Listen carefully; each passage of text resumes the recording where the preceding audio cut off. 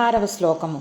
చతుర్విధా భజంతే మాం జనా సుకృతినోర్జున ఆర్తో జిజ్ఞాసురర్థార్థి జ్ఞానీ చ భరతర్షభ. ఇప్పుడు భగవంతుడు ఏం చెప్తున్నారంటే, శ్రీకృష్ణ పరమాత్మ నన్ను పూజించే వాళ్ళల్లో 4 రకాల మంచి పనులు చేసేవాళ్ళు సుకృతులు ఉంటారు. అందులో 4 రకాలుగా వాళ్ళు ఆయన భగవంతుణ్ణి ప్రార్థిస్తారట. 4 రకాలైన కేటగిరీస్ వాళ్ళు.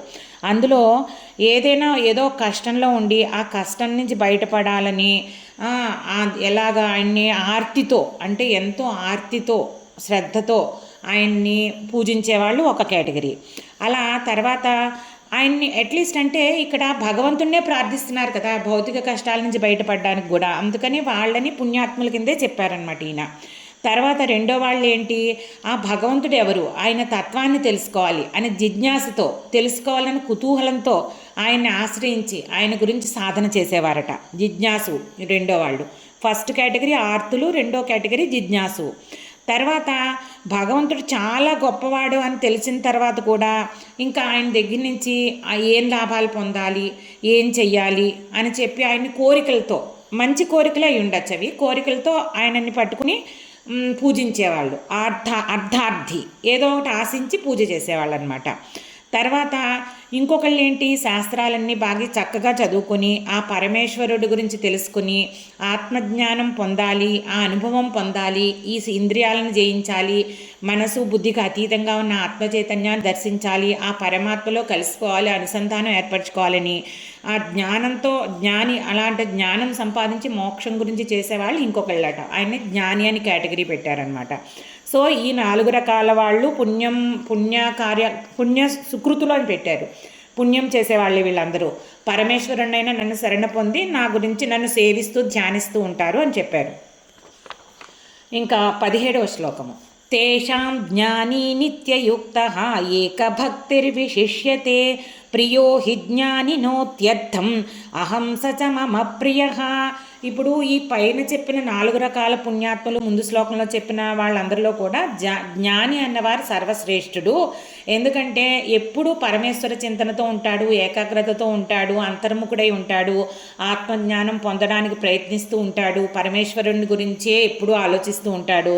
అలాగే ఎప్పుడూ ఆ ప్రేమ అంతా కూడా పరమేశ్వరుని మీద పెడతాడు. ఇంక ఇంద్రియాల పట్ల కానీ బాహ్య ప్రపంచంలో వేరే సంబంధ బాంధవ్యాలు పెట్టుకోకుండా అంతర్ముఖుడై ఆ పరమేశ్వరుడి మీదే మొత్తం ప్రేమంతా పెడతాడనమాట. అందుకని అలాంటి జ్ఞాని పరమేశ్వరుడికి ఎంతో ప్రియుడట. ఇక్కడ ప్రియుడు అంటే ఆ పరమేశ్వరుడికి ఎంతో దగ్గరవాడు అవుతాడనమాట. అంటే పరమేశ్వరుడికి చాలా దగ్గర స్థానంలో ఉంటాడు, అందుకని ప్రియుడు అని చెప్తున్నారు. అలాగే పరమేశ్వరుడికి కూడా జ్ఞాని అంటే అత్యంత ప్రియుడంట. అంటే ఇలా చేసేవాళ్ళు ఎవరైతే ఉన్నారో వాళ్ళని తన దగ్గరికి ఇంకా దగ్గరికి తెచ్చుకోవడానికి ఆ భగవంతుడు మనకి కావలసిన శక్తి సామర్థ్యాలు ప్రసాదిస్తూ ఉంటాడనమాట. తర్వాత 18వ శ్లోకము.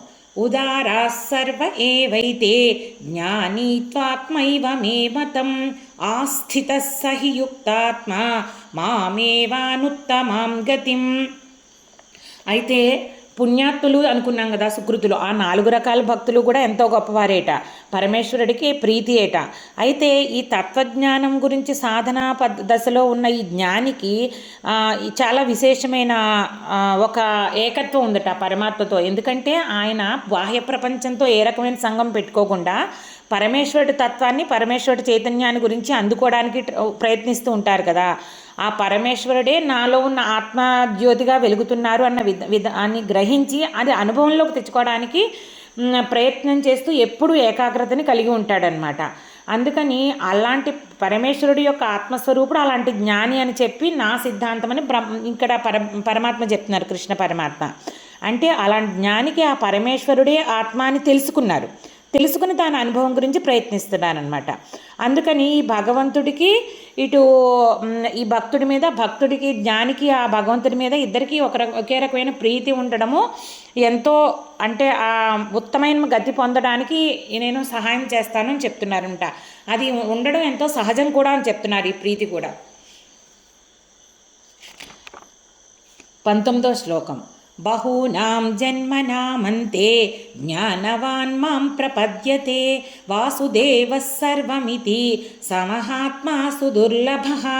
అయితే ఇలా ఈ జ్ఞాని ఎవరైతే ఉన్నారో ఈ స్థితికి, ఈ జ్ఞానం వచ్చి ఈ ఆత్మచైతన్యాన్ని ప్రయత్నించడానికిట 100-1 ఎన్నో జన్మల తర్వాత వాళ్ళకి అంత జ్ఞానం కలుగుతుందట ఒక మనిషికి.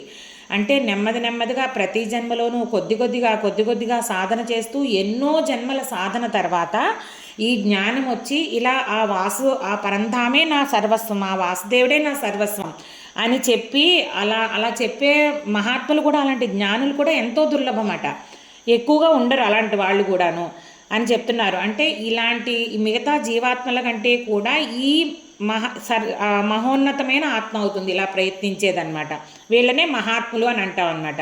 ఇలాంటి మహాత్ములు దొరకడం చాలా చాలా కష్టం. వీళ్ళు కూడా ఎంతో రేరుగా ఉంటారట అలాంటి జ్ఞాని. ఆ స్థితికి జీవాత్మలన్నీ కూడా సాధన ద్వారా ఆ స్థితికి, అంటే ఆత్మనే తెలుసుకోవాలి, బాహ్య ప్రపంచాన్ని వదిలేయాలి, పరమాత్మ తత్వనే చింతన చేయాలి, పరమాత్మతో సమాధి స్థితిలోకి వెళ్ళాలి, ఈ భావంతో ఉండి, ఇక్కడ వాసుదేవం అంటే మొత్తం శ్రీకృష్ణ పరమాత్మ అన్నట్టు కాకుండా సర్వ జగత్తుకి అధిష్టానమైన ఆ ఈశ్వర చైతన్యమే అన్నిటిలోనూ ఉంది అని తెలుసుకుని దాన్ని అనుభవంలోకి తెచ్చుకునే జ్ఞానం ఎవరైతే ఉన్నారో అలాంటి వాళ్ళు ఎంతో దుర్లభం అని చెప్తున్నారన్నమాట. 20వ శ్లోకము. కామైస్తైస్తైర్హృత జ్ఞానాః ప్రపద్యంతేన్యదేవతాః తం నియమమాస్థాయ ప్రకృత్యా నియతా స్వయా. ఇప్పుడు జ్ఞానము ఇంత ఎక్కువగా లేని వాళ్ళు ఏం చేస్తారంటే కోరికలతోటి కొంతమంది భక్తులు అది కావాలి ఇది కావాలి అని చెప్పి ఆ భగవంతుణ్ణి ప్రార్థిస్తూ ఉంటారు. వాళ్ళ పూర్వజన్మ సంస్కారాలను బట్టి వాళ్ళ కోరికలు ఉంటాయి, అలాగే వాళ్ళ గుణాలు ఉంటాయి, ఆ గుణాలను బట్టి వాళ్ళకి ఆ రాగద్వేషాలు ఉంటాయి, ఇవన్నీ ఉంటాయన్నమాట. వాసుదేవుడే అంతా ఉన్నాడు, ఆ పరమేశ్వర చైతన్యం, ఆ నిర్గుణ పరబ్రహ్మే అంతా వ్యాపించి ఉన్నారు అన్న వాళ్ళకి జ్ఞానం వాళ్ళకు ఉండదు. రకరకాల రూపాల్లో ఒక్కొక్క దేవతని, ఈ దేవతకి పూజ చేస్తే, ఈ రూపంతో పూజ చేస్తే ఈ కోరిక వస్తుంది, అంతేకాని ఆ దేవతలో కూడా పరమేశ్వర చైతన్యమే నిండి ఉంది, ఆ దేవత, నేను పూజిస్తున్న దేవత పరమేశ్వర చైతన్యానికి భిన్నం కాదు అన్న జ్ఞానంతో చేయరు. ఓహో, ఈ దేవుడికి పూజ చేస్తే నాకు ఈ కోరిక తీరుస్తారు, మళ్ళీ ఇంకో దేవుడికి పూజ చేస్తే ఇంకో కోరిక తీరుస్తారు. అయితే ఇక్కడ కూడా ఆ దేవతలనే పూజిస్తున్నారు కాబట్టి, కొన్ని నియమాలు ఆచరిస్తూ కోరికల కోసమైనా సాధకులు ఇది చేస్తున్నారు కాబట్టి ఈ వీళ్ళు తప్పు మార్గంలో వెళ్తున్నారని మనం చెప్పలేము. కానీ వీళ్ళు మోక్ష మార్గానికి మాత్రం డెఫినెట్గా చాలా దూరంగా ఉన్నారు. ఎందుకంటే సర్వత్రా పరమేశ్వర చైతన్యాన్ని చూసి ఆ ద్వంద్వాలకు అతీతంగాను, రాగద్వేషాలకు అతీతంగాను వెళ్తేనే కదా మోక్షం వచ్చేది. అందుకనే వీరు మోక్షానికి దూరంగా వెళ్ళిపోతున్నారు. ఈ రకంగా సకామ కర్మయోగులు ఎవరైతే ఉన్నారో కోరికలతో భగవంతుడిని పూజించేవాళ్ళు, అది కూడా రకరకాల దేవతా రూపాలు, ఆ మొత్తం అంతటిలోనూ ఈశ్వర చైతన్యమే ఉంది, ఆ పరమాత్మని ఒక అధిష్టానం, అంటే మొత్తం జగత్తుకి అంతటికి ఈశ్వరుడు ఒక్కడే అన్న భావంతో కాకుండా ఇలా కోరికలతో చేసే వాళ్ళ గురించి ఇందులో చెప్తున్నారన్నమాట. గీతా శ్లోకాలకు అర్థాన్ని సులభమైన వాడుక భాషలో వివరించడానికి ప్రయత్నిస్తున్నాను. నా ఈ ప్రయత్నం మీకు నచ్చినట్లయితే భక్తి అన్లిమిటెడ్ ఛానల్ని సబ్స్క్రైబ్ చేసుకుని మీ అభిప్రాయాలను కామెంట్స్ రూపంలో తెలియజేయండి.